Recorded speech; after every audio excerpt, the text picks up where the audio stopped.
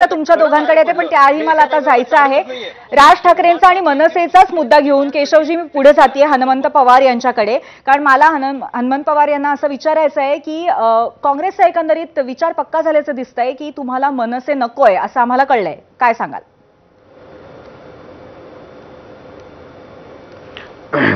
महाविकास आघाडीमध्ये जे पक्ष आहेत त्यांच्यासोबत स्थानिकच्या जिल्हाध्यक्ष, तालुकाध्यक्ष, शहराध्यक्ष यांनी बोलणी करावी आणि महाविकास आघाडीचा आपल्या पक्षाला, आपला पक्षाचा महाविकास आघाडीमध्ये असलेल्या पक्षांना फायदा होईल आणि भारतीय जनता पक्ष आणि महायुतीचा पराभव होईल, अशाच युती आणि आघाड्या कराव्या, अशा स्पष्ट सूचना प्रदेश पातळीवरून जिल्हाध्यक्ष, तालुकाध्यक्ष आणि शहराध्यक्षांना दिलेल्या आहेत. महाराष्ट्र नवनिर्माण सेनेकडून काँग्रेसला कुठलाही प्रस्ताव अद्याप आलेला नाही, काँग्रेसकडून मनसेला कुठलाही प्रस्ताव अजून दिलेला नाही. त्यामुळे ही चर्चा आमच्यासाठी संपलेली आहे. आता नगर परिषद निवडणुका, येत्या जिल्हा परिषद, महानगरपालिकाच्या निवडणुका ह्या महाविकास आघाडीमध्ये असलेल्या घटक पक्षासोबत लढायच्या आणि त्याच्या अधिकार स्थानिक कमिटीला आम्ही दिलेले आहेत, हे स्पष्ट आहे. त्यामुळे आता मनसे असेल का, एमआयएमचं काय असेल किंवा आणखी काय असेल, याला आमच्या लेखी आता अर्थ नाही. महायुतीचा पराभव करण्यासाठी महाविकास आघाडी म्हणून एकत्र लढणे हा आमच्यासाठी प्राधान्यक्रम असेल. बरं, पण असं असताना जेव्हा उद्धव ठाकरे आणि राज ठाकरे कुठेतरी युतीमध्ये लढणार असं चित्र आहे आणि त्याचबरोबर सातत्याने उद्धव ठाकरेंच्या शिवसेनेकडनं सुद्धा कुठेतरी राज ठाकरेंना पण सोबत घेण्याबद्दल सातत्याने वक्तव्य केली होत होती, संकेत होत होते.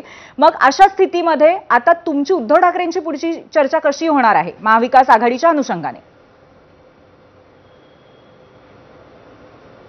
अगदी मागच्या एक दिवसापूर्वी महाविकास आघाडीमधल्या घटक पक्षांचे प्रदेशाध्यक्ष म्हणजे अनिल परब साहेब शिवसेनेकडून होते, शिंदे साहेब शरद पवार साहेबांच्या राष्ट्रवादीचे प्रदेशाध्यक्ष होते आणि आमचे प्रदेशाध्यक्ष हर्षवर्धनजी सपकाळ येत्या नगर परिषद निवडणुकीच्या अनुषंगाने, त्यात खासदार सुप्रियाताई सुळेही उपस्थित होत्या.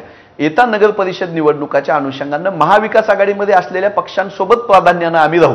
आता महाविकास आघाडीमधला एखादा घटक पक्ष जर दुसऱ्या कोणासोबत चर्चा करत असेल तर तो त्यांचा प्रश्न आहे, त्याच्याशी काँग्रेसला कन्सर्न असल्याचा काही संबंध नाही. पण महायुतीमध्ये जर आमच्यासोबतचा एखादा पक्ष जात असेल तर आम्ही मात्र महायुतीमधल्या पक्षांसोबत जायचं नाही, हा पुनरुच्चार आम्ही पुन्हा पुन्हा करू. आम्ही त्याच्यावर ठाम असू, कारण महाविकास आघाडी ही महायुतीच्या विरोधामध्ये लढण्यामध्ये आम्हाला जास्त इंटरेस्ट आहे.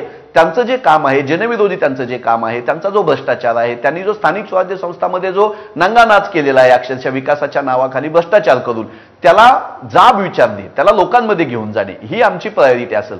त्यामुळे एखादा पक्ष सोबत आहे का नाही यापेक्षा महाविकास आघाडी म्हणून आम्ही मजबूतपणे लढू, यावरच आम्ही गांभीर्यानं सोबत आहोत आणि आम्ही लढतोय. बरं, सुषमाताई, तुम्ही सुद्धा याला दुजोरा देता, म्हणजे महाविकास आघाडी म्हणून एकत्र लढताना मग मनसे त्यामध्ये नसेल तर शिवसेनेला चालणार आहे? ऐका, महाविकास आघाडी म्हणून आम्ही एकत्र लढतोय आणि महाराष्ट्र नवनिर्माण सेना आणि माझा पक्ष हे एकत्र लढणार की नाही लढणार, की किती जागांवर लढणार, किती ठिकाणी लढणार, या सगळ्यांच्या किंवा लढणार नाही या सगळ्यांच्या संबंधाने मला नाही वाटत की आत्ता ती चर्चा करायची वेळ आहे. आता नगर परिषदांच्या निवडणुका आहेत. नगर परिषदांच्या निवडणुकांमध्ये कुठे अजितदादांची राष्ट्रवादी आणि साहेबांची राष्ट्रवादी एकत्रित आहे तर कुठे राष्ट्रवादी आणि भाजपा एकत्र आहे असं सुद्धा चित्र आहे. स्थानिकची समीकरणं वेगळी आहेत, एक भाग. दुसरं असं की ज्यांना महाविकास आघाडीची एवढी चिंता पडलेली आहे त्यांना महायुतीतलं कळत नाही राव. आजच मंदा म्हात्रेंनी सांगितलं की काही झालं तरी महिला महापौर होणार आहे. सरळ सरळ गणेश नाईक त्यांना एक ओपन चॅलेंज केलेलं आहे. गणेश नाईक आणि शिंदेमध्ये काय चाललेलं आहे याच्यावरती काही बोललं जात नाहीये. इकडे पुण्यामध्ये शिंदे आणि भाजपा यांच्यात काय चाललेलं आहे याच्यावर चर्चा होत नाहीये.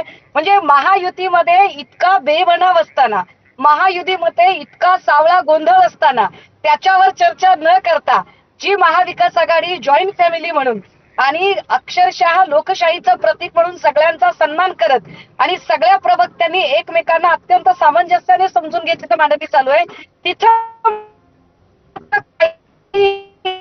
का याची वाट बघितली जाते, हे माझ्यासाठी अत्यंत कमाल चित्र आहे. महायुतीच्या बाबतीत काही प्रश्नच उपस्थित केले जात नाहीयेत. जसं काही महायुतीमध्ये सगळं आलबेलच चाललेलं आहे. महेंद्र थोरवे आणि आता दादांची राष्ट्रवादी याच्यातला नेमका काय कलगीतुरा रंगला आहे हा सगळ्यांना माहिती आहे.